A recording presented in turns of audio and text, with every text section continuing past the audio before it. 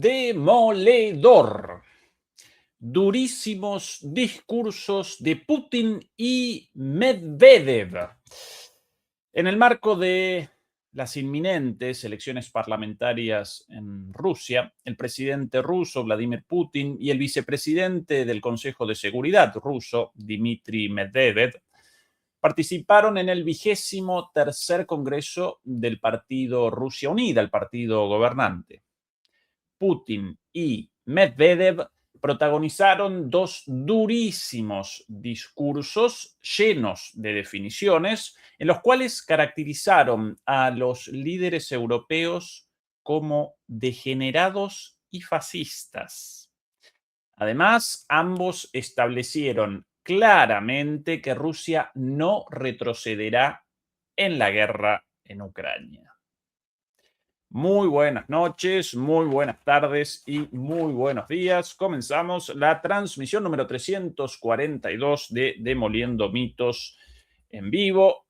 Muchas gracias por acompañarnos y recuerden, por favor, ayudarnos con el pulgar arriba contra la censura, precisamente en momentos, una vez más, de múltiples censuras en esta plataforma.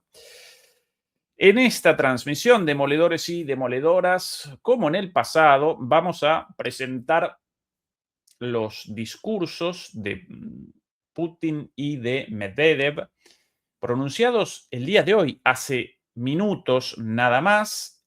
Por cierto, ni siquiera aparecieron aún en inglés en las plataformas de video, ni en esta, YouTube, ni en otras, con lo cual vamos a presentarlos prácticamente en exclusiva y con subtítulos, de manera que no debo yo realizar la lectura de la transcripción.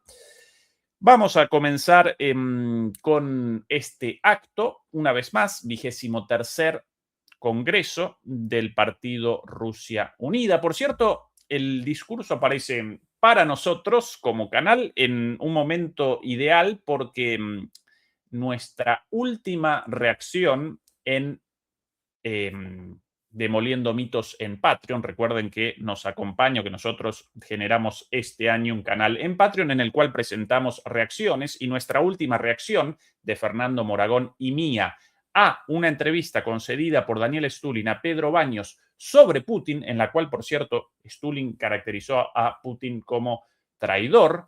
Bueno, eso generó muchísimas repercusiones. Así que qué mejor que el propio Putin respondiendo a esto con muchísimas definiciones. En un discurso muy cortito, pero cargado de significado. Y después vamos a presentar, si nos acompaña el tiempo también, una entrevista concedida inmediatamente después al periodista Pavlov Zarubin, en la cual Putin respondió también varias preguntas, en su mayoría sobre la guerra en Ucrania y la situación respecto a Ucrania. Así que, ¿qué tal si directamente, sin más, comenzamos? Y después, al final, si nos acompaña el tiempo, podemos presentar también algunas cuestiones respecto a un plan concebido por Ucrania para perpetrar ataques contra los aeropuertos rusos con drones munidos de inteligencia artificial. Y también algo sobre Irán. Muchas cosas, demasiadas cosas quizás para la transmisión de hoy, pero bueno, según el tiempo vamos presentando más o menos. Comencemos por aquí con este acto el día de hoy en Moscú. A partir de ahora, supuestamente, ya los subtítulos activados.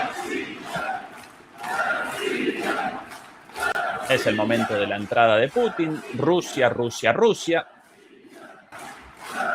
Medvedev en primera fila.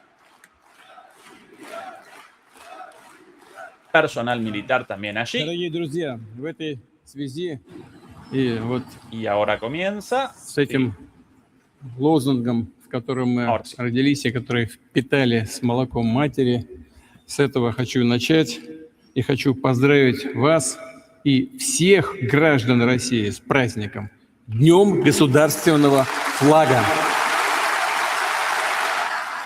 Hoy, por cierto, el Día de la Bandera en Наш флаг Rusia, por eso la felicitación de гербом Putin. и гимном является нашим главным национальным символом.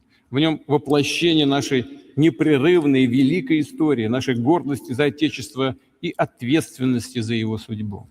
Общих побед и вдохновляющих свершений, сплоченности многонационального народа России. С нашим флагом бойцы идут в наступление, поднимают его над освобожденными городами и поселками, взятыми высотами и рубежами. В единстве фронта и тыла всех поколений российского общества, в прочности тех ценностей, которые передали нам предки, заключена наша сила и уверенность в будущем. Мы один народ и будем вместе сражаться за флаг, за нашу Родину, отстаивать ее интересы.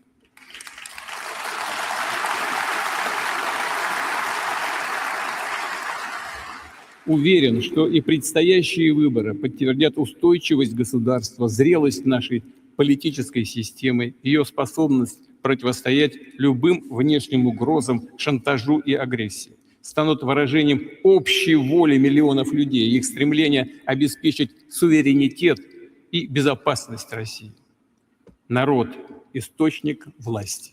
Конституционное право граждан выбирать своих представителей, определять путь развития своей страны незыблемо. Это основа легитимности и дееспособности демократических государственных институтов. Поэтому даже в самых сложных условиях мы не отступим от принципов народовластия. Проводим и будем проводить выборы разных уровней по всей территории нашей большой страны, от Дальнего Востока до Новороссии и Донбасса. В них участвуют и бойцы на линии боевого соприкосновения. Этим выбором, доверием людей, которые сегодня сражаются и работают ради России, безусловно, нужно дорожить. И тем выше ответственность депутатов, которые будут избраны в сентябре в Государственную Думу. Она, как и все властные органы, должна быть готова твердо защищать интересы страны, служить народу, работать для людей. Primera pausa, solo como referencia para la contextualización. Por cierto, el discurso muy cortito de apenas 12 minutos, lo vamos a presentar completo.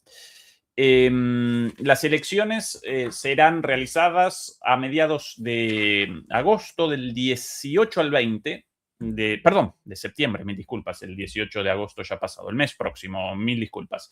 Las elecciones serán realizadas el mes de septiembre, entre el 18 y el 20, van a participar 11 partidos y, por cierto, van a realizar elecciones parlamentarias, no presidenciales. Cuidado porque ya muchos medios comenzaron a presentar las elecciones como elecciones presidenciales y no, Rusia presenta un sistema de gobierno semipresidencialista en lo institucional, en lo formal, pero presidencialista en la práctica por el poder de la figura del presidente.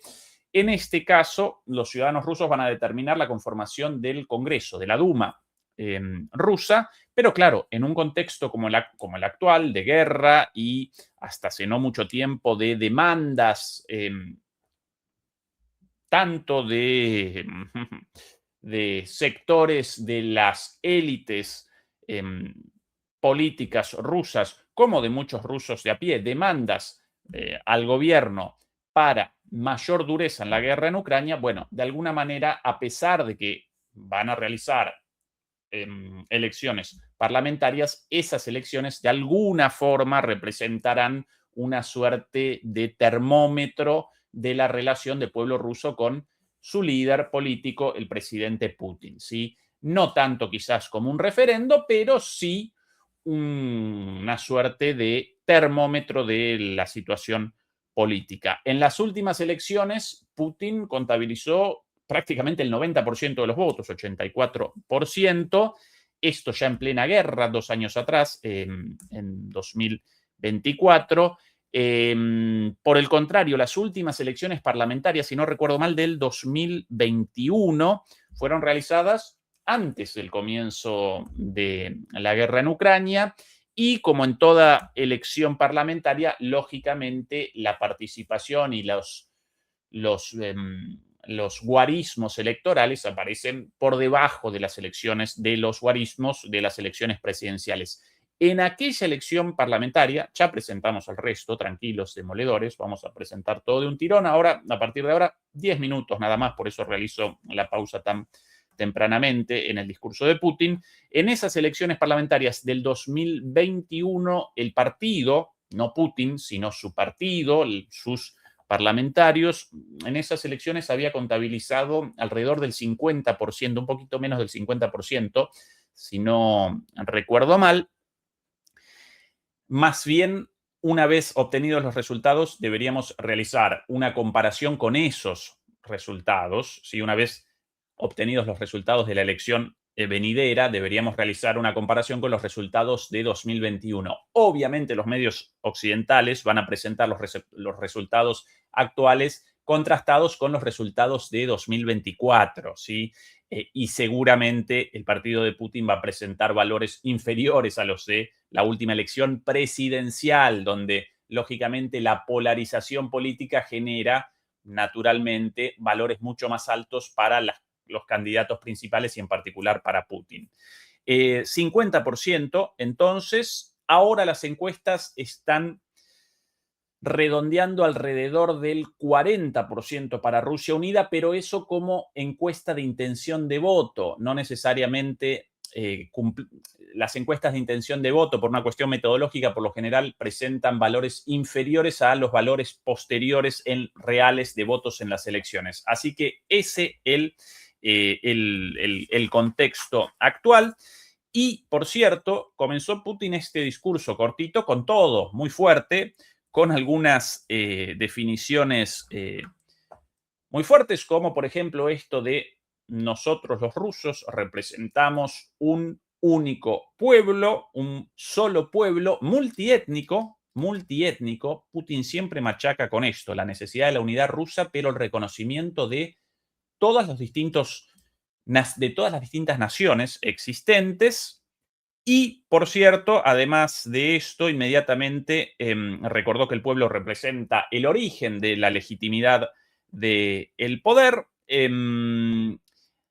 Presentó naturalmente también, o referenció la guerra, referenció la necesidad de estabilidad del Estado. Estas elecciones van a materializar la estabilidad del Estado, algo así.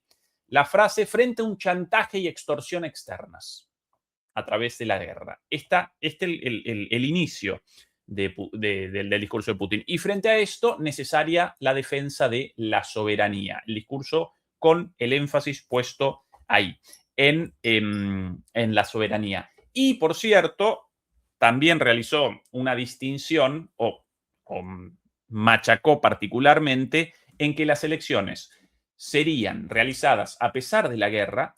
Y también remachó que las elecciones serían realizadas en el frente de batalla también para que participaran los soldados. En un mensaje directísimo a Ucrania y Occidente, donde, según, de acuerdo a la particular interpretación del gobierno ucraniano, a raíz de la guerra, el país no realiza elecciones, el mandato de Zelensky caducó hace 2 años, si no recuerdo mal, y ni siquiera aparecen a la vista, no ya en el frente de batalla, sino que no aparecen a la vista elecciones en ningún lado de Ucrania, ¿no? Así que un poco más de el presidente Vladimir Vladimirovich Putin. Избиратели будут делать свой выбор, в том числе сравнивая программы различных политических сил, кандидатов. Что хотел бы отметить в этой связи? В ходе избирательной кампании, конечно же, порой звучат и красивые, броские лозунги, обещания снять все проблемы, причем немедленно, сейчас, в одночасье. Но далеко не всегда за этими словами стоят четкие приоритеты, механизмы решения конкретных задач, управленческий опыт, расчет ресурсов и план дальнейших действий, да и свой кадровый потенциал. У «Единой России» все это есть.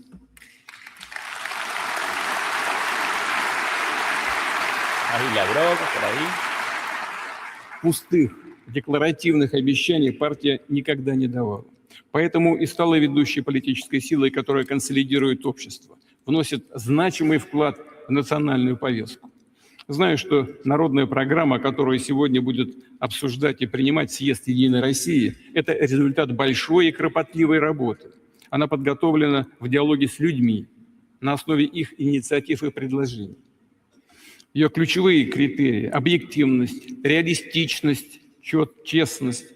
Это значит, что «Единая Россия» отвечает за каждую строчку, каждое слово в своей программе, за практическое достижение поставленных целей. Повторю, программный документ оценивать в конечном счете нашим избирателям. Со своей стороны хотел бы обратить внимание на то, что считаю особенно и исключительно важным. Продолжается специальная военная операция. И чем сложнее для противника ситуация на фронте, тем более жестокие, варварские атаки совершает киевский режим. В этом проявляется вся неонацистская, бандеровская, русофобская сущность той силы, с которой мы боремся. Сейчас очень... Pausa acá. Primero, a los 5 minutos de discurso, inmediatamente la mención a la guerra en Ucrania, la operación militar especial, como la llaman en Rusia, y directamente caracterizan al régimen de Kiev, como lo llaman, al gobierno de Ucrania, como un régimen de esencia neonazi banderista y rusófobo. Es el carácter de el gobierno ucraniano. Directamente a los 5 minutos, el tema de la guerra. Evidentemente, el gran tema para estas elecciones y el gran tema para Rusia, lógicamente, en el presente. Por cierto, de alguna manera, en la coloratura de las palabras de Putin, en el tono de su discurso, aparece claramente un discurso de campaña, lógicamente, pero más que eso aparece un discurso de campaña electoral en relación con el gobierno ruso, con su gobierno. Por eso esto de cuidado, muchos partidos presentan eslóganes y promesas inmediatas, pero bueno, representan promesas y eslóganes. Solo nosotros presentamos un programa realista y solo nosotros aparecemos en condiciones de responder a los desafíos de Rusia. Bueno, esto muy lejos de cualquier campaña electoral para una elección parlamentaria. En la elección parlamentaria, los candidatos pueden presentar quizás algún eslogan respecto a un posible proyecto de ley o alguna definición respecto a cuestiones legislativas. Esa es la función del Parlamento. Pero no, acá Putin está referenciando directamente la situación del gobierno y cómo él y su gobierno, y esta elección va a determinar efectivamente si acompaña a su gobierno o no, cómo él y su gobierno representan la mejor y la única alternativa política para Rusia en un momento de muchísimos desafíos. La campaña electoral evidentemente aparece presidencializada, si podemos pergeñar esa palabra. ¿Sí? Acá no aparece una discusión sobre candidatos a parlamentarios o proyectos de ley o cuestiones técnicas del Parlamento. No. Una vez más, presenciamos un referendo del gobierno de Putin y si no un referendo directo, por lo menos un termómetro, una vara de la temperatura política y de ahí el salto directo de Putin a la cuestión de la guerra y esta definición muy dura de neonazi, banderista por Stepan Bandera y rusófoba. Un poquito más. Ya nosotros por la mitad bastante pasamos. Многое зависит от нашей сплоченности, от мужества российских солдат и офицеров, от каждого, кто добросовестно трудится на своем месте, чтобы внести вклад в победу. Уверен, наши воины не подведут. С ними сейчас вся Россия. Трудовые коллективы, фабрики, заводы, сельские тружники.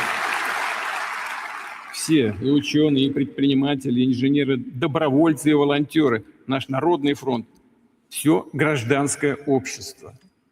Хочу всех искренне поблагодарить за такое за такое единство, верность Отечеству, за ратный подвиг и напряженный труд.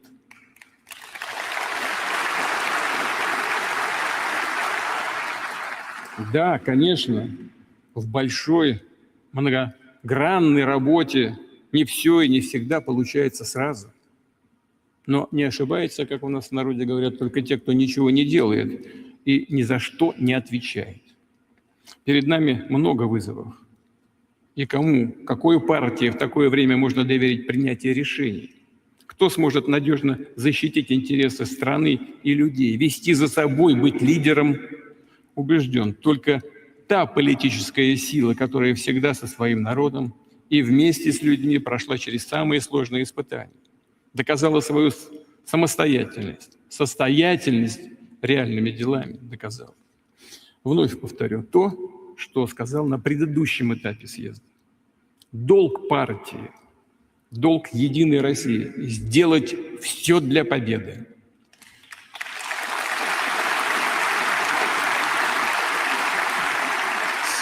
Среди ваших кандидатов немало ветеранов специальной военной операции. Я вижу их в зале. Наши герои достойно сражались за Россию и, уверен, будут достойно работать в парламенте страны.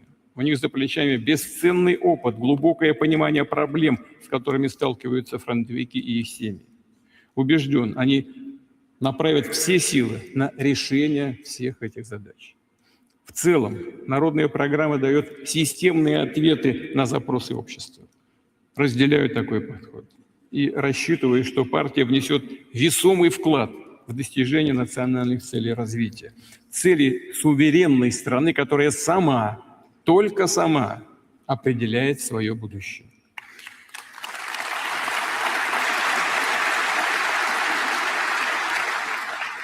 Единая Россия берет на себя обязательства по всем вопросам, которые важны для людей. Это поддержка семей с детьми, построение сильной экономики и технологическое лидерство, защита ценностей, традиций, исторической памяти нашего народа, его культурной идентичности, гармоничное развитие всех российских регионов, достижение высокого качества жизни в крупных и малых городах, на селе. И еще важно, что Единая Россия традиционно формирует свою программу как живой, постоянно обновляемый документ. Достигнув заявленных целей, откликаясь на пожелания людей, ставит следующие, еще более амбициозные задачи. Такую высокую динамику работы диктует само время. Страна, несмотря на все трудности, развивается, запускает и реализует масштабные проекты для повышения качества государственного управления и обороноспособности, роста экономики, развития социальной сферы. И все новые возможности, которые мы создаем вместе, должны укреплять суверенитет, безопасность России, ее позиции в мире. Должны служить людям, работать на благополучие и благосостояние российских семей. Для нас важна при этом любая жизненная ситуация. Хочу обратить ваше внимание, уважаемые друзья, для нас должна быть важна любая жизненная ситуация, с которой сталкивается человек. Здесь не бывает второстепенных, незначительных вопросов. Слышать и уважать каждое мнение, быть честным с людьми, всегда идти навстречу, стараться помочь. Это, как раз это и есть наша работа. Дело чести и основа репутации политиков и всех, кто облечен властными полномочиями. А Единая Россия – это часть большой управленческой команды страны. Ее призвание партии – служение народу и Отечеству.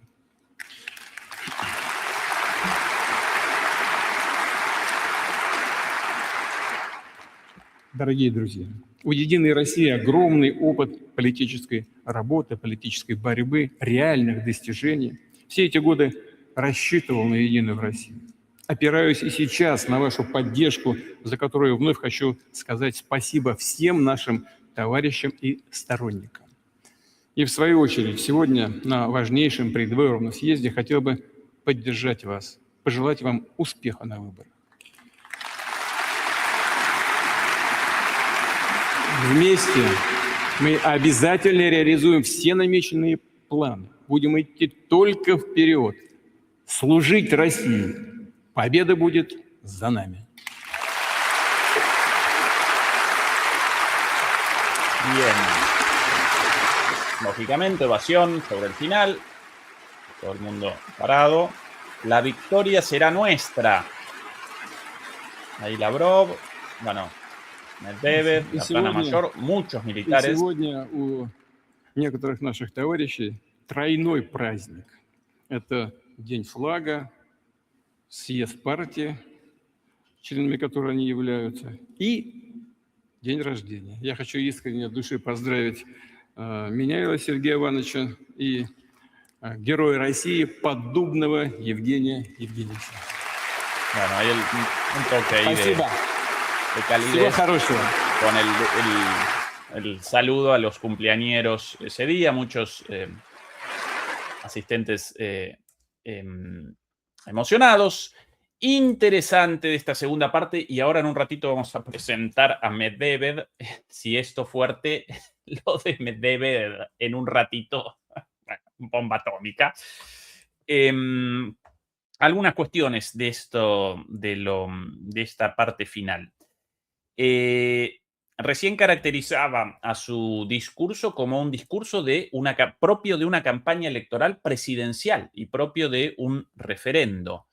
En esta última parte, directamente presenciamos un discurso de un país en guerra, abiertamente. Y alguno por ahí reaccionará, pero claro, Rusia parece en guerra. Sí, claro, Rusia parece en una guerra, pero hasta el día de hoy todavía caracterizan, por lo menos los funcionarios del gobierno de Putin, la guerra la caracterizan como la operación militar especial, no como una guerra abierta. Y de hecho, no, en términos legales, Rusia no aparece en una guerra. Bueno, con este discurso de guerra, Putin está realizando de alguna manera el reconocimiento de que Rusia aparece en una situación de guerra. Y por eso esto de toda Rusia acompaña a sus militares y todos los rusos y rusas de bien, obreros, empresarios, estudiantes, amas de casa, bueno, ahí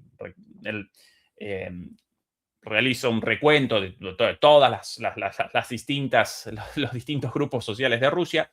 Todos aparecen en este momento encolumnados detrás de las fuerzas militares rusas, en las cuales representan la defensa de la patria. Es un discurso de guerra, así, no de guerra en el sentido de la provocación de la guerra, pero sí de guerra en el sentido de un país inmerso en una guerra. Y en esto está respondiendo a los discursos de guerra de los líderes europeos, no solamente discursos de guerra en el sentido de que Europa participa directamente en la guerra, a pesar de que formalmente no aparece implicada de manera legal, pero sí participa. Y en el caso de los europeos también caracterizar a sus discursos como discursos de guerra connota naturalmente también la vocación guerrerista de sus discursos. Esto de queremos machacar a más rusos y más rusos y más rusos, como lo recordaba el otro día un periodista alemán en la entrevista, en una pregunta a Zelensky durante su visita a Serbia. Bueno, esta parte no la presenciamos en el discurso de Putin, esta parte de esta vocación guerrerista, pero sí el reconocimiento de que Rusia aparece en una guerra, un discurso en ese sentido de guerra, y por eso la presencia de muchísimos militares sentados en las primeras filas, y por eso la referencia de Putin de que una buena parte de los candidatos de Rusia Unida básicamente representan militares retirados, ¿sí? Van a presentar como candidatos a muchísimos militares retirados, no militares retirados de la guerra, de las guerras en Chechenia o en Afganistán antes todavía. No, el conflicto actual, ¿sí? Por eso muchos vestidos de civil, pero con sus medallas, mostrando sus medallas, porque, bueno, ellos ex militares y por eso presentan ahí orgullosamente sus medallas.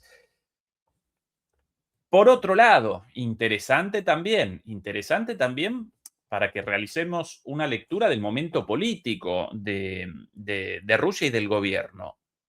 a veces, cuando hacemos cosas difíciles al principio, no todo sale bien. Algo así, la frase de Putin. Con lo cual, está realizando un reconocimiento de errores, evidentemente, con respecto a la operación militar especial, con respecto a la guerra. ¿Cuál es el error más evidente? El hecho de haber comenzado la operación militar especial a la espera de una operación militar rápida y la definición rápida de este conflicto, y por el contrario comenzó una guerra de escala por lo menos regional, sino global ya, ¿sí? Con distintos capítulos. Ese de alguna manera el reconocimiento de Putin. Bueno, después también mencionables otros yerros del gobierno en el inicio de la guerra. Después se rectificó y hoy aparece fortalecido y ganando la guerra, efectivamente. Pero interesante esto del reconocimiento de los errores en un intento de Putin de generar cercanía con su electorado. Bueno, sí, cometimos errores inicialmente, pero rectificamos y aparecemos como la única salida a los desafíos, o la única propuesta realista y seria a los enormes desafíos impuestos por el exterior a Rusia. Todo el partido debe hacer todo por la victoria. Es una de las definiciones, hay una ronda de aplausos. Y el partido, otra definición interesante, representa al pueblo y a la patria, ¿sí? En muchos momentos mencionada también la soberanía. La construcción narrativa, el discurso político de Putin y de su partido y de su gobierno presenta características muy especiales, muy sincréticas de alguna manera, sincretizando cosas muy distintas, porque por un lado aparecen el pueblo, ¿sí? De alguna manera recogiendo de una tradición proveniente de la izquierda. Por otro lado, aparecen la patria recogiendo de una tradición proveniente más de la derecha. Todo esto tomado con pinzas, porque también fuerzas conservadoras con acervo popular. No siempre el pueblo aparece ligado a las fuerzas, el concepto de pueblo, no siempre aparece ligado a las izquierdas, sino también a menudo a las derechas, y no siempre la patria aparece como patrimonio discursivo de las derechas, también fuerzas políticas populares de izquierda con referencias a la patria, pero por lo general, esos dos elementos responden a esos espacios políticos. El pueblo a las izquierdas, o a una tradición más de izquierda, y la patria a tradiciones políticas más de derecha. Y él las concatena. Él las presenta como el partido representa al pueblo y a la patria. Y después, interesantemente, y aquí otro de las características híbridas interesantísimas de la construcción política, narrativa, pero política en sí, no solamente de una cuestión discursiva, sino de generar un movimiento político con determinadas características. Esto también, esta cuestión de la unidad de Rusia, la unidad nacional, pero inmediatamente recuerda también la unidad nacional multiétnica y multinacional, ¿sí? Por lo general, aquí una vez más, como un barman, ¿sí? Con tradiciones de ambos espectros políticos, esto de la unidad nacional como un partido nacionalista de tinte conservador. Por un lado mencionado esto, pero después inmediatamente recordando las distintas nacionalidades. Y recuerdo también discursos de Putin referenciando, por un lado, al pueblo ruso, la patria rusa y la unidad, pero inmediatamente recordando, sí, y en nuestro país, en nuestra nación rusa, participan rusos de distintas religiones. Esto lo recuerdo, por ejemplo, por cierto, muchas gracias Miguel Ángel Trujillo Bernat por el regalito, muchas gracias Miguel Ángel. Esto lo recuerdo, por ejemplo, de la entrevista concedida a Tucker Carlson. Una de las primeras preguntas, Tucker quiere, lógicamente, generar de alguna manera una simpatía, una conexión entre su nacionalismo, su posición conservadora de los Estados Unidos con el conservadurismo de Putin, pero, ¿no? Y entonces comienza con la pregunta, ¿cuán importante es para usted, señor Putin, el hecho de ser cristiano para Rusia, ¿no? El hecho de ser cristiano ortodoxo. Claro, esa es una de las banderas políticas de Tucker Carlson, quien, por cierto, muy posiblemente vaya a participar en las próximas elecciones como candidato del Partido Republicano en la línea abandonada por Trump de el MAGA, de un movimiento conservador popular, ¿sí? Con mucha raigambre en los sectores desplazados de la economía, lógicamente, blancos, obreros industriales, desempleados, etcétera, etcétera. Bueno, un voto históricamente demócrata, ahora devenido en voto trumpista, pero bueno, ahora Trump abandonó esa línea, entonces Tucker Carlson ahí. Bueno, quería Tucker Carlson entonces con esa pregunta generar de alguna manera una conexión conservadora y Putin respondió inmediatamente, sí, yo, algo así como, sí, yo soy cristiano ortodoxo, pero para el pueblo ruso es tan importante la religión cristiana ortodoxa como también la religión musulmana de muchos rusos. No recuerdo si también una referencia a la religión judía. Inmediatamente, por un lado, la unidad de Rusia, ¿sí? Desde una perspectiva conservadora, ¿no? De un pueblo unificado, sí, una perspectiva nacionalista, conservadora, pero inmediatamente también está otra perspectiva de cuidado. Nosotros, una nación con múltiples nacionalidades y con múltiples religiones también.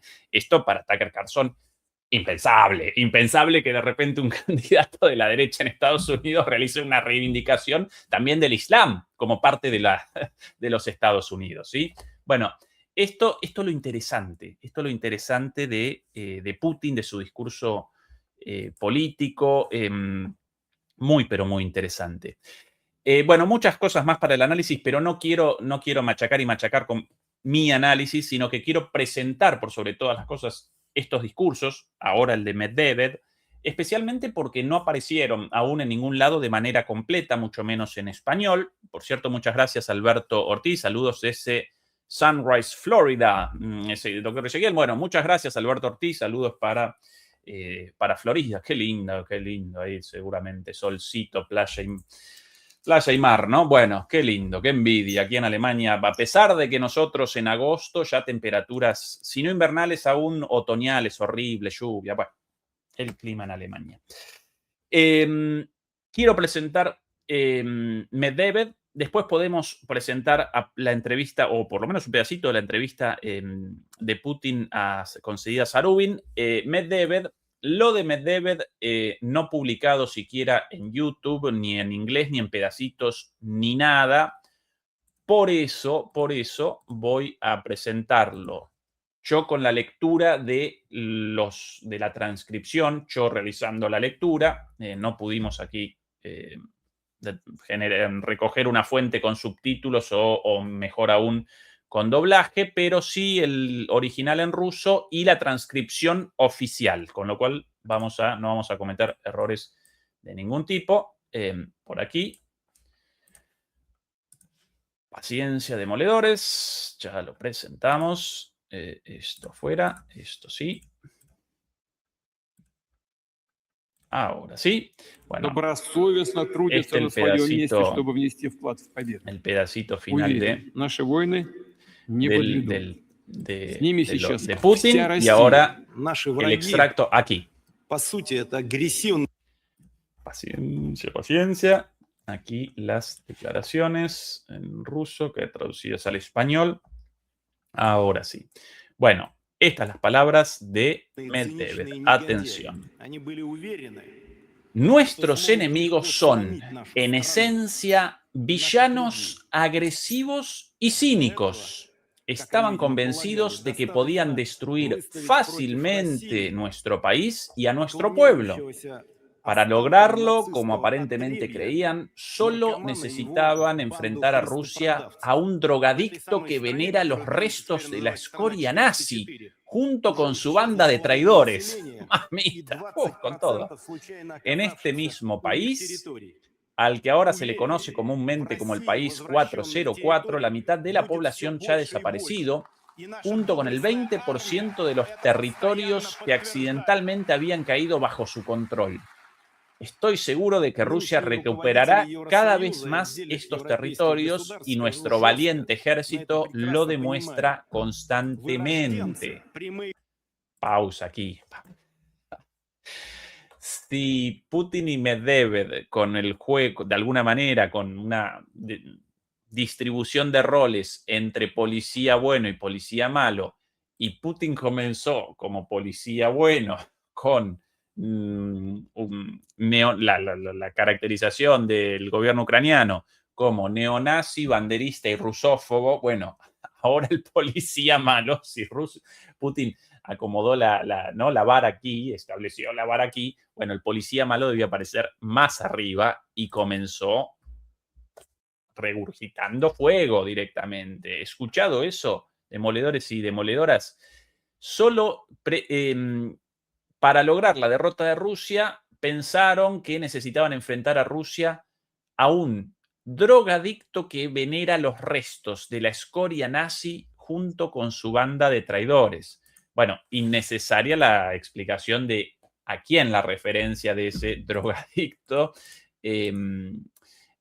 venerando los restos de la escoria nazi junto con su banda de traidores. Esto por no solamente por la reivindicación de bandera, el conflicto con Polonia respecto a la reivindicación del nacionalismo ucraniano de los años 30 y 40, abiertamente colaboracionista de los nazis y responsable de las masacres de Volhynia, de Galicia, de polacos asesinados, miles de ellos, por los nacionalistas ucranianos en aquel entonces, sino también esto evidentemente en referencia al recientemente al acto llevado a cabo recientemente para el reentierro del fundador de la, cuyo nombre nunca recuerdo de memoria, el fundador de la organización nacionalista ucraniana, la responsable de estas masacres en los años 30 y 40, no Stepan Bandera, sino un señor de nombre, traído por cierto de Rotterdam, de Holanda, de Países Bajos, un señor de nombre, yo con el nombre por aquí, Konavalets, Yevhen Konavalets. Ya presentamos aquí en su momento el acto de reentierro en Ucrania de los restos traídos hace una semana con toda la simbología nazi, toda el fuego en las no bengalas, en las antorchas, no podía recordar la palabra, las antorchas, los saludos, ¿no? Todos con el así. Lo único faltante, no la manito estirada, pero casi, ¿no? Incluso en el ingreso de los restos a la iglesia, y por cierto, entonces, con participación de la iglesia nacional, la iglesia ortodoxa ucraniana, los restos transportados en un camión de los años 30, rememorando básicamente a los nazis, ¿no? Un camión militar de los años 30, pintado de verde oliva, como los camiones militares de las SS en ese entonces en Ucrania. Un poco más de Medvedev. Duro no, lo siguiente, ¿no? Tremendo. Bueno, los actuales líderes de la Unión Europea y de ciertos estados europeos, para decirlo sin rodeos, y somos plenamente conscientes de ello, son degenerados, descendientes directos y herederos ideológicos de los fascistas. En algunos casos son simplemente personas sin inteligencia. Asumieron con arrogancia que Rusia flaquearía y les imploraría clemencia en forma de levantamiento de sanciones, que todos nos pondríamos firmes con las manos extendidas. pero estamos resistiendo con éxito la presión de sanciones más intensa de Occidente en toda la historia de nuestro país. Hemos logrado encontrar nuevos socios económicos, China básicamente, y construir cadenas de cooperación con ellos, tanto en el comercio como en la manufactura. Sí, no todo ha sido fácil, pero lo hemos conseguido. Esos logros deben consolidarse. Y acá también esto de sí, no ha sido fácil, ¿no? Un reconocimiento de algunos errores, pero en definitiva hemos logrado todo esto y una vez más la definición de los líderes de la Unión Europea textual. Los actuales líderes de la Unión Europea y de ciertos estados europeos, para decirlo sin rodeos, y somos plenamente conscientes de ello, son textual otra vez. Bueno, todo textual esto. Son degenerados, descendientes directos y herederos ideológicos de los fascistas. En algunos casos son simplemente personas sin inteligencia. ¿Por qué recuerdo a Annalena 360 aquí, no? Pero bueno, como que la referencia casi directa. Bueno, a muchos otros también, no solamente a Annalena. Bueno, duro no, durísimo, durísimo. Medvedev, los extractos más importantes de su discurso. Y por aquí podemos presentar también la entrevista posterior, esto sí, de nuevo con subtítulos, afortunadamente. La presentamos, demoledores y demoledoras, 10 minutitos de Putin con Zarubin. La presentamos entera, yo por mí la presento entera, con algún cortecito para mis comentarios. 10 minutos, 11 minutos nada más, o para ustedes muy larga. Ustedes respondan desde ahí, ayúdenme si ustedes ya cansados. Podemos realizar un extracto de 5 minutos, pero yo presentaría los 10 minutos enteritos. Bien, por ahí todo bien, completita. Bien, bueno, lo presentamos todo, 10 minutos, tampoco tanto, y con subtítulos esto como el discurso de Putin. Esto tampoco encontrado hasta ahora en ningún lugar más que en la página web de la presidencia rusa. Ahí el video, ahí la transcripción en ruso de transcripción literal, y nosotros con el trabajo tomado de esto subido a YouTube y después sincronizados, los subtítulos traducidos al español y sincronizados. Por eso también hoy comenzamos más tarde, ¿sí? Bueno, por aquí, ahora sí, comenzamos con la entrevista. Este es el despacho presidencial, ahí siempre el lugar de trabajo de Putin, allí su escritorio, desde allí muchas de sus alocuciones públicas, y aquí Zarubin, un periodista con mucha llegada a el Kremlin, las entrevistas a Lavrov y a Putin casi siempre hechas por él, ¿no? Comencemos. Так получилось, что мы с вами встречаемся снова сразу после съезда Единой России. И, конечно, у меня очень много вопросов, но если позволите, хотел уточнить, вот как раз, что называется, по горячим следам. Вы, получается, уже второй раз, всего за месяц с небольшим, приезжаете на съезд Единой России. Логичный вопрос, почему, зачем? Выбор скоро. Первое. Второе. Я же когда-то и создавал эту партию. Так что, естественно, было бы ее поддержать. Кстати говоря, хочу поблагодарить все парламентские партии, все партии, которые представлены в парламенте, за их государственную патриотическую позицию, за поддержку, которую они оказывают народу России, Отечеству, ну и мне, как главе государства, в решении важнейших задач, перед которыми стоит страна, наше государство. Что касается сегодняшней темы, мы говорили о программе, и я много внимания уделил программе партии «Единая Россия». Это очень важный документ. Важные, серьезные. Это ориентиры партии на ближайшие годы в развитии страны, в решении задач развития страны. Но знаете, хочу сказать по-честному, уж рядовой человек точно вряд ли все прочитал в этой программе до конца. Но даже люди, которые профессионально занимаются политикой, то, наверное, до каждого слова там не добрались. Хотя, повторяю, это очень важный, концептуальный, фундаментальный документ. Но для меня важно и другое. Важно то, что «Единая Россия» никогда не занималась популизмом. Вот это важно всегда, но сегодня особенно важно. Понятно, что в ходе избирательных кампаний любая политическая сила, стараясь привлечь внимание, симпатии избирателей, она заявляет какие-то цели, которые очень привлекательными являются для граждан, говорит о том, что эти цели будут, безусловно, достигнуты, но часто очень, ну, или так аккуратно. Иногда все-таки это делается без такого профессионального анализа, без понимания источников финансирования достижения этих целей, профессиональной оценки, глубокой профессиональной оценки сопутствующих последствий и так далее, и так далее. Конечно, повторяю, у всех политических сил есть такое искушение. Вот Единая Россия все-таки старается эти искушения обойти и старается действовать, и действует. Действует очень взвешенно, профессионально и ответственно. И вот это, на мой взгляд, является самым главным.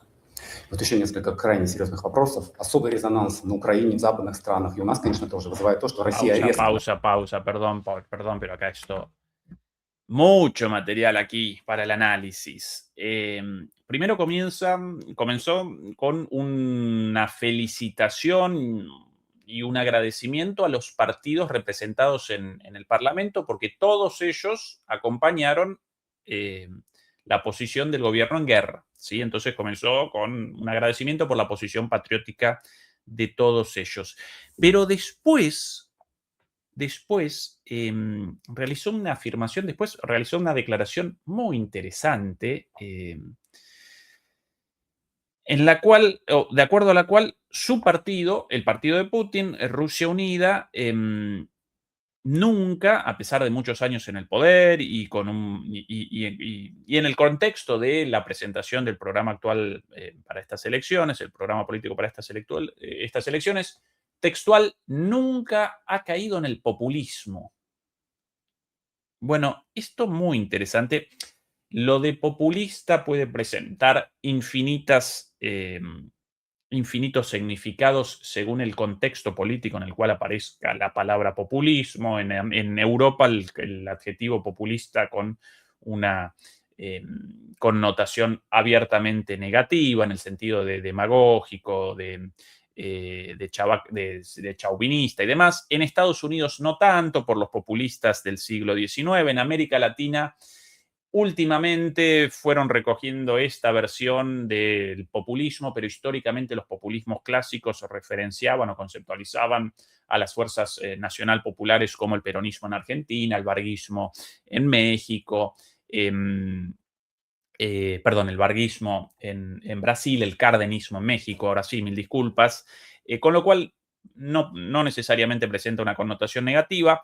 Acá Putin lo presenta en este sentido como un antónimo o lo contrario de la responsabilidad y el realismo, ¿sí? Nunca cometimos el error del populismo, nunca descendimos a posturas populistas, como otros partidos los cuales presentan posiciones muy sencillas, pero no están conscientes de los costos de esas posiciones en términos económicos y en términos de responsabilidad. Nosotros representamos realmente los más preparados y los más realistas. Esto, de alguna manera, lógico en el marco de que, lógicamente, como su partido aparece en el gobierno, no difícilmente podría comenzar una campaña como la novedad, porque ya aparecen en el gobierno, entonces, lógicamente, presentan como bandera de campaña el realismo, la responsabilidad, la continuidad y no la novedad de cambios, porque, bueno, para eso los partidos por fuera del gobierno, eso lógica, eso siempre así. Ahora, por ahí también apareció la referencia a evitar tentaciones irresponsables, y yo aquí con una duda. Mañana podríamos deliberar sobre esto junto a Fernando y el viernes próximo junto a Juan Antonio. No caímos en tentaciones populistas, nosotros somos realistas y somos responsables, evitamos tentaciones de soluciones simplistas sin consideración de sus consecuencias. Puede que un golpe acá esté realizando un golpe por elevación, sino a Karaganov, quien no participa en las elecciones, a las posiciones más duras en línea con Karaganov en los otros partidos, a quienes machacan y machacan entre los partidos opositores con mayor dureza del gobierno? Puede que acá esté referenciando al populismo como a eso, a quienes quieren más dureza sin consideración de las consecuencias de más dureza en la guerra, como por ejemplo quienes quieren, Karaganov, ataques eventualmente con armas nucleares tácticas contra objetivos fuera de Ucrania incluso. Bueno, puede que la referencia esa, hasta ahí mi conocimiento de la política rusa para poder realizar esa presunción, realizar esa suposición. Quizás alguien dedicado exclusivamente a la política rusa pueda determinar, no, acá Putin con esto del populismo está referenciando tal cosa específicamente. Para mí aparece en ese contexto. Y bueno, yo no un experto en política interna rusa, pero acompañamos el desarrollo de la política rusa aquí con nuestros análisis desde hace 4 años, por lo menos, ¿sí? Un poquito más sobre esto. Растила и мощь, и число ударов по Киеву, по другим городам Украины, по портам. Вот по вашей информации, к чему эти удары приводят, насколько они эффективны ли они, и сказываются ли они как-то на ситуации, на линии боевого соприкосновения в целом? Конечно, они эффективны, эти удары. Они своевременными являются. И, безусловно, это помогает нашим бойцам, нашим ребятам, героям нашим на фронте решать стоящие перед ними боевые задачи. Почему? Да потому что это нарушает возможности доставки техники, боеприпасов, ротации кадров на линии боевого соприкосновения. Это нарушает возможности оборонно-промышленных предприятий совершенствовать оружие, а совершенствование это происходит при прямом участии, не только поддержки, а при прямом участии западных спонсоров. И, безусловно, это самым прямым и позитивным с точки зрения достижения военных результатов сказывается на ведении боевых действий. Почему вот это наращивание вообще произошло? Ну, если говорить о том, что происходит сейчас, то это, конечно, результат очередной авантюры киевского режима и его западных кураторов, которые задумали нанести еще одно стратегическое поражение России. На этот раз, как известно, за 40 дней и с помощью массированных ракетных ударов и БПЛА по нашим гражданским объектам и по логистике. Была публично заявлена цель разрушения целых отраслей экономики нашей страны, подрыв единства нашего народа и сплоченности российского общества. В общем, цель – это доведение России до развала, о чем они давно мечтают, о чем они постоянно говорят. 5 августа, как известно, этот 40-дневный срок истек. Вот. И что? Возникает вопрос, каков результат? Конечно, удары по гражданским, фактически незащищенным объектам, и что особенно важно, по гражданским людям, наносят экономический ущерб нашей стране, приводят к потерям. А потеря каждого человека, я хочу это подчеркнуть, потеря каждого человека – это всегда трагедия. Для семьи, для близких и для всей страны. Мы хорошо знаем, что нацисты времен Великой Отечественной войны, Второй мировой войны и неонацисты сегодня испытывали и, судя по всему, испытывают особое удовлетворение, удовольствие, совершая подобные преступления. И мы видим, что эти преступные деяния продолжаются. Но все-таки конечный результат для противника оказался прямо противоположным ожиданиям. Разумеется, никакого перелома в противостоянии с Россией не могло произойти и не произошло. Никакого преимущества киевский режим и его хозяева не могут получить. Не получили и никогда не получат. Более того, отвечая на эту очевидную эскалацию, именно очевидную эскалацию, в основе которой лежат не объективный анализ ситуации на поле боя, состояние украинской экономики, общества и государства, разъедаемого коррупцией, а в основе которых лежат пиар и амбиции, отвечая на эту авантюру, мы нарастили именно удары, сейчас об этом сказали, нарастили удары по предприятиям оборонно-промышленного комплекса Украины, в том числе и в Киеве. Начали отвечать на действия противника в отношении наших объектов гражданской промышленности и логистики. Киевский режим поставил своей целью нанести ущерб нашей экономике.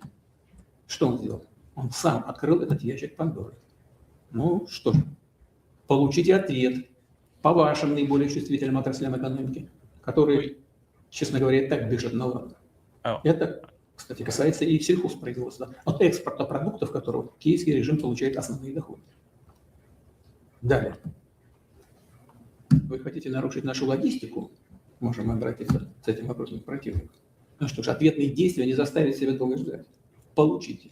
При этом действия армии России, конечно, гораздо более чувствительные и гораздо более разрушительные. Я неоднократно говорил, ответ всегда будет. И самое главное, действия противника никак не отразились на положении дел на фронте. Более того, наши войска не только продолжают наступление на всех направлениях, но и нарастили темпы движения.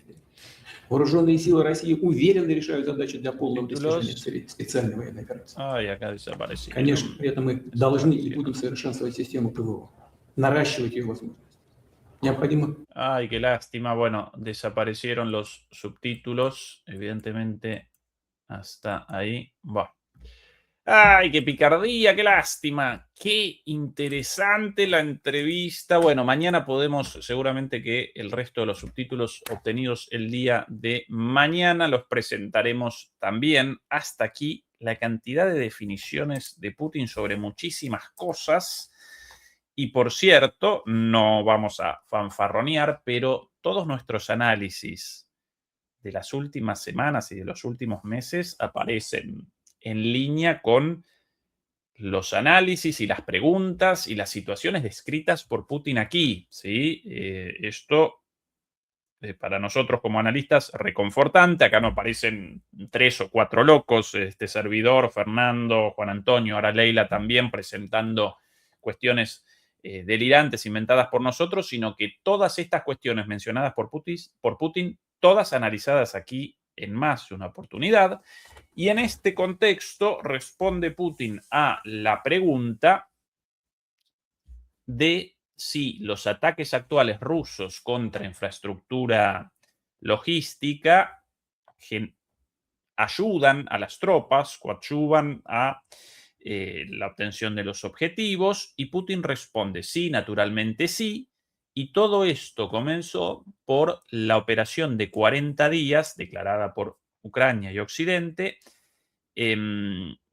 operación militar de 40 días ucraniana y occidental con el objetivo de acometer objetivos, de machacar objetivos civiles en el territorio ruso para generar un daño de la economía y para generar un daño en la población civil.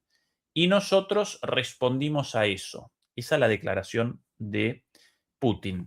A esta operación la caracterizó como una aventura de Kiev y de Occidente, colisionó con un fracaso rotundo y a partir de ahí, según Putin, a partir de ahí, a raíz de estos ataques contra población civil y con el objetivo manifiesto de generar un daño en la economía y en las personas de a pie, aceleramos, básicamente, la definición de Putin.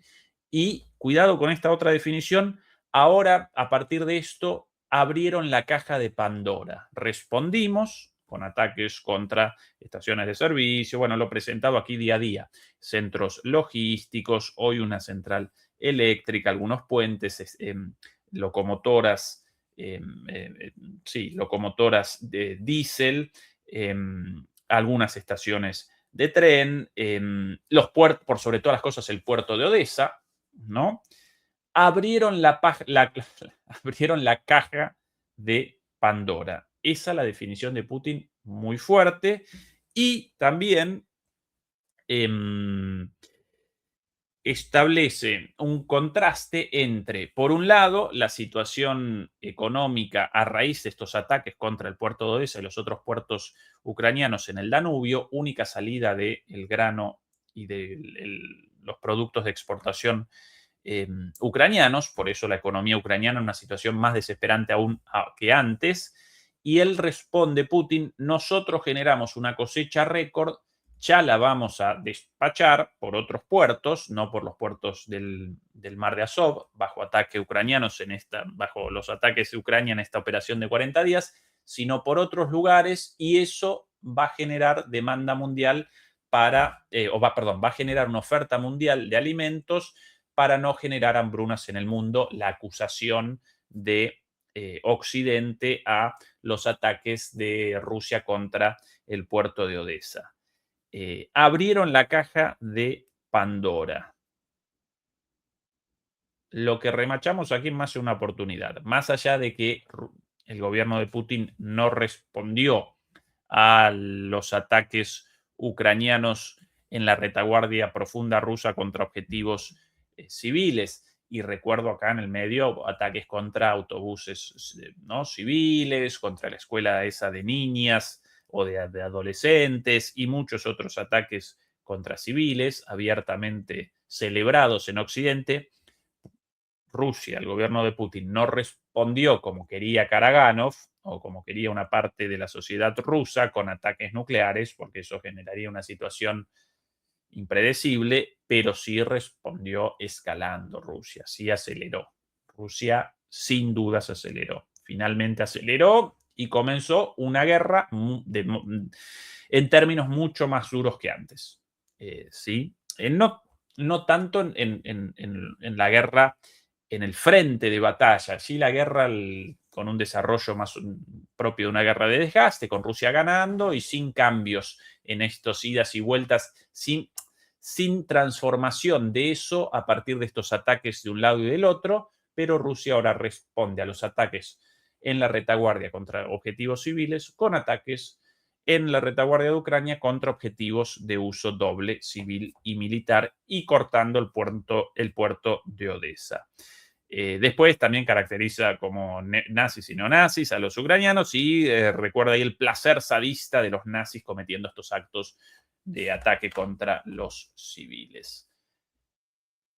Muy interesante. Para nosotros la seguridad de que nuestros análisis aparecen en línea con los análisis, con la realidad, con los hechos y con los análisis llevados a cabo por los tomadores de decisión, porque nosotros presentamos estas cosas desde hace semanas, ¿sí? Esto de la acelerada de Rusia, la escalada en respuesta a las provocaciones de Ucrania, las disputas internas por mayor o menor dureza en la reacción rusa, etcétera, etcétera. Y acá Putin responde a esto, a una cuestión ya presentada y tratada, discutida aquí en el canal en más de una oportunidad.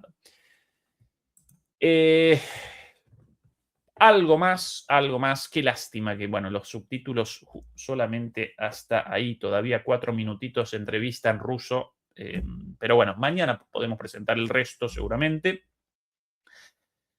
Una última cuestión respecto a esto de las provocaciones. Por aquí una noticia muy, pero muy interesante de un medio estadounidense, The Atlantic, un medio con cercanía al Partido Demócrata, ellos lo llaman liberal. A ver, un segundo, demoledores y demolidoras. Bien. Aquí.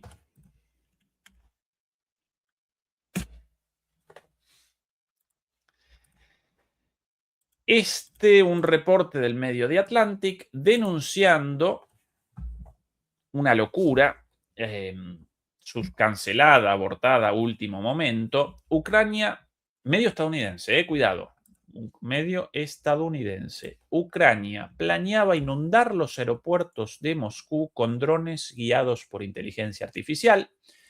La operación, cuyo nombre en clave era M&M's, como los confites, y que quedó estancada, buscaba aislar a las élites rusas y obligar a Vladimir Putin a negociar una tregua. Bueno, ¿cuál el relato aquí? Básicamente, los ucranianos habían comenzado la planificación de un ataque masivo con drones, drones pequeños, con inteligencia artificial, con el apoyo de Starlink, contra los aeropuertos rusos, ¿sí? Ya no contra depósitos mercantiles, contra centros logísticos, contra refinerías, sino contra un objetivo abiertamente civil, los aeropuertos rusos en Moscú, con el objetivo de generar la mayor destrucción a una infraestructura civil, pero por sobre todas las cosas con el objetivo de generar terror y de esta manera coaccionar a Putin a participar en una negociación después de la destrucción de los aeropuertos, de los aviones comerciales, y que esto también, lógicamente, determinara la interrupción de los vuelos a Moscú y por ende que los moscovitas y por sobre todas las cosas los moscovitas más adinerados o más asiduos al uso de los aviones, al uso de los aeropuertos y la salida de Rusia a través de los aeropuertos, bueno, que ellos comenzaran a generar presión a partir del miedo y del terror por estos ataques con drones contra los aeropuertos. Ya el nivel de sadismo y el objetivo abiertamente terrorista de esto, bueno, Fedorov aparentemente participaba en la planificación de esto, lo llamaban M&M por la cantidad de drones pequeños y masivos, como confites, como algo muy masivo, como caramelos, confites. Aparentemente la expulsión, el despido de Fedorov del Ministerio de Guerra generó la interrupción de esto, además de que aparentemente Zelensky habría rechazado el plan una vez ya listo para su ejecución por temor a la repercusión de esto en Occidente cuando un ataque terrorista de estas características, con 1000 drones dirigidos a un aeropuerto civil sin presencia, sin ningún tipo de relación con lo militar, generara muertos y muertos y más muertos, ya no decenas de muertos, sino centenares de muertos, sino miles de muertos civiles, y eso pudiera generar de alguna forma una campaña en los medios occidentales contra su gobierno por esta barbaridad, ¿no? Según esto confirmado por un medio estadounidense antirruso y pro-ucraniano, con lo cual esto es cierto. Tremendo, tremendo. Y de alguna manera esto nos posiciona en el presente ucraniano. Cuanto más desesperante su situación, mayores locuras cometerán, como por ejemplo esta barbaridad. No recuerdo ataques, bueno, sí, en un momento un ataque, pero muy, muy, muy livianito en el marco de una guerra todo nada por la existencia iniciada por Estados Unidos e Israel contra Irán, algún ataque contra, si no recuerdo mal, contra el aeropuerto de Qatar, algún ataque contra el aeropuerto de Riad, después de los ataques contra los aeropuertos en Irán, pero en el marco del golpe y golpe de la guerra y por ende los aeropuertos ya avisados y con los vuelos comerciales suspendidos. Acá no, acá querían que en el medio de un día de vuelos comerciales, con todo el tráfico aéreo de miles de personas y miles de aviones, hay de repente estos pequeños drones acometiendo esos objetivos civiles, generando miles y miles de muertos. Yo mismo sorprendido por el nivel de terrorismo de esto es terrorismo duro y puro, pero así, sin más. ¿Cuál es la diferencia entre esto y los atentados de Al-Qaeda contra Estados Unidos en 2001? Ninguno, básicamente ninguno. Son más masivos estos que los otros, ¿sí? Bien, esta es una noticia muy interesante por ahí. Por aquí, por cierto, quería recordar también esto de aquí. Está la publicación en nuestro canal en Patreon, la publicación de nuestra reacción de Fernando Moragón y mía a la entrevista concedida por Daniel Stulin a Pedro Baños, en la cual caracterizó a Putin como un traidor y vaticinó la desintegración de Rusia. Nosotros realizamos un análisis y una reacción a eso. Generó mucha repercusión, muchas repercusiones.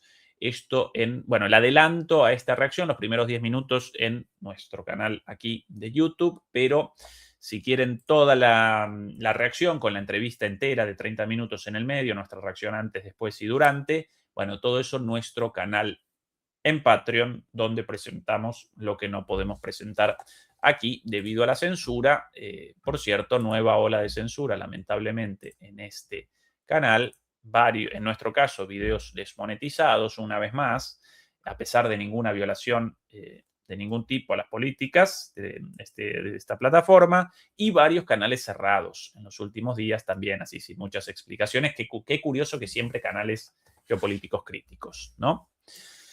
Esa es la situación, demoledores y demoledoras, de censura en Occidente, de censura en Europa, las voces críticas.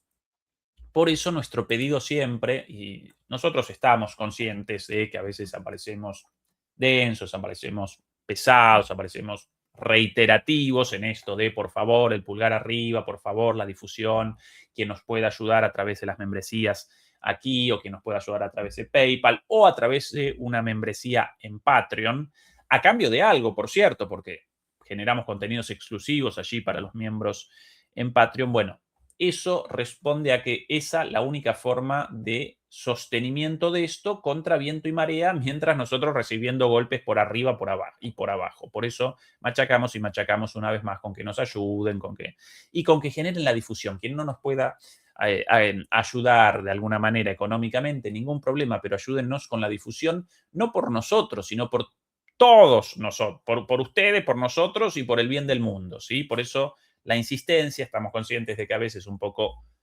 reiterativos, nosotros un poco molestos, pero bueno, no podemos de otra manera, ¿sí? Demoledores y demoledoras. El día de mañana, nosotros nuevamente por aquí con Fernando Moragón. Recuerden que quien quiera un resumen geopolítico de la semana en solamente una hora, para eso comenzamos los días viernes en directo a las 3 de la tarde de Europa, 10 de la mañana en Argentina, Brasil, Uruguay, Paraguay, no recuerdo si Chile también, Cono Sur.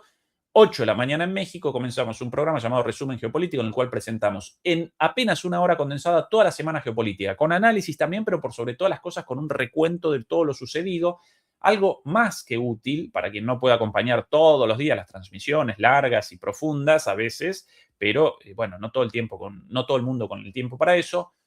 El último resumen del día de ayer, nada más, ayer por la tarde, ahí colgado en la plataforma, no lo desaprovechen. Leila Vitar nos acompaña en esto, realiza un trabajo fenomenal presentando. Yo no puedo eso, yo la acompaño comentando un poco, pero yo comienzo, no tanto quizás como Fernando, más todavía que yo, pero comienzo a presentar un tema y bueno, lo quiero presentar en 5 minutos, en 10 minutos, y después uno hablando media hora y todavía querría más tiempo presentando todo en más detalle.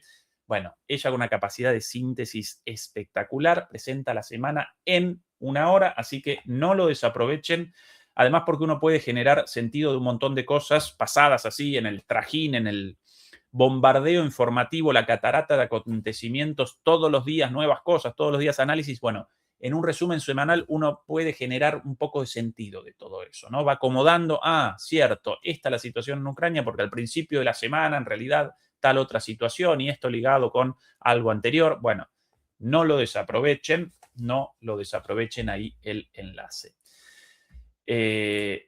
Efectivamente, querido Félix Rivas, los resúmenes están muy buenos. A mí personalmente, incluso como analista, me ayudan también porque a veces no recuerdo cosas, a veces presentamos en los resúmenes cosas y yo los recuerdo como hace 1000 años y no, eso hace 3 días, 4 días, 5 días, y entonces uno genera el clic en la cabecita. Esto de hoy en realidad en relación con lo de hace una semana, claro que sí, y por eso interesante es lo de los resúmenes. Demoledores y demoledoras, ahora sí. Qué largo el cierre, perdón. Los queremos mucho. Muchas gracias a los moderadores y moderadoras, como siempre. Muchas gracias a todo el mundo por los 200.000 suscriptores. Los contabilizamos hace unos días, redondeamos hace unos días. Esa hermosa cifra, 200.000 suscriptores. Qué locura, 200.000 suscriptores, un montón de gente. Mañana nosotros por aquí, como siempre, junto a Fernando Moragón. Los queremos mucho. Un beso y un abrazo. Chau, chau. Hasta mañana.